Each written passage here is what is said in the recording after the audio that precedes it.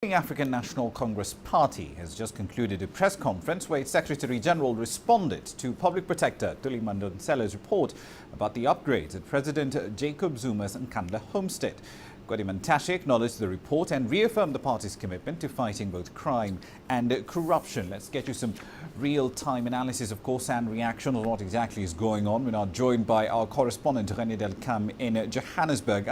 Renee, the opposition has already called for the impeachment of President Zuma following the release of this particular report. What's the response on that from the ANC?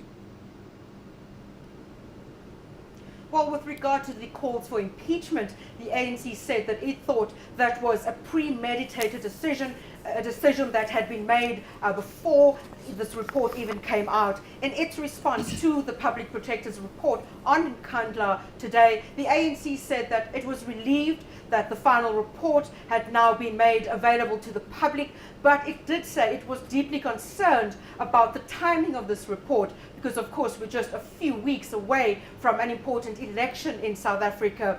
The ANC says it believes that everybody who is found to have benefited fraudulently from the building of the security upgrades of President Zuma's home in Nkandla, they believe all these people should be brought to book.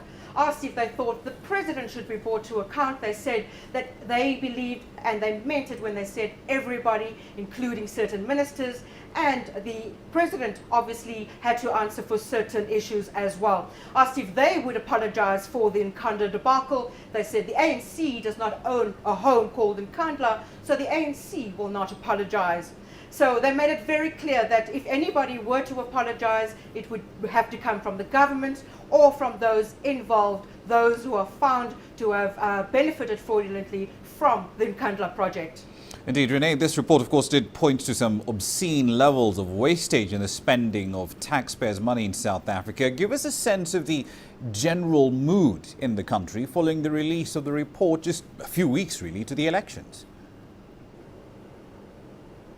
Well, as you say, obscene, that's a word which came out in the report yesterday. And it's also a word very much associated with what the views you hear from ordinary people on the street. Many people say, we live in a country with such inequality and unemployment and poverty, and surely this money could have been used in a much better way. We heard yesterday from the Public Protector that the Public Works Department in South Africa is alleged to have diverted certain funds from public projects to the Nkandla project. So people very dissatisfied on the whole. And when I asked the ANC today if they were concerned about how this would affect them at the ballot box in the elections, they said of course they were concerned about all negative publicity, but they would not say that they were very much afraid of what could happen regarding the Nkandla project when it came to the election.